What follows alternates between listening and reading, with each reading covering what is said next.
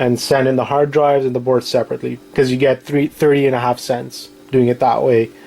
Going through the hassle of unscrewing everything, and like you see the platter just shattered just trying to remove it, so you can get cut with that. So I just don't see it being worth it to take the next step just to get about 3 cents. Even if you get 10 cents for the magnets, I just don't find it's worth it. Compared to the other bigger hard drives, we were at 80 cents. Then we removed the board, and it went up to about $1.10, I think.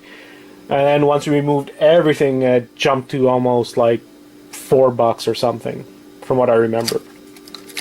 So in the case of laptop / PS3 hard drives, take the board out, sell the board and the hard drive separately. You'll maximize profit and won't waste as much time, because the extra unscrewing and everything ends up getting you 2.5 cents compared to, again, like I said, the bigger hard drives where you get a big jump of like $2-3. So just to give you an idea, I had 1, 2, 3, 4, 5 of these. So we're talking about, let's say 5, 6, including this one. Actually, we'll take this one apart. So we'll leave it apart.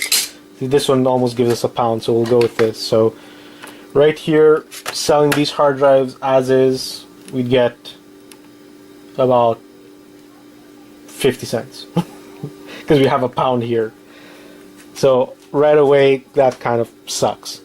So we remove the board, we instantly triple, we get $1.50 for all of them. And if you want to go through the steps of unscrewing it, you'll get, what did we say? We said it was 33 cents.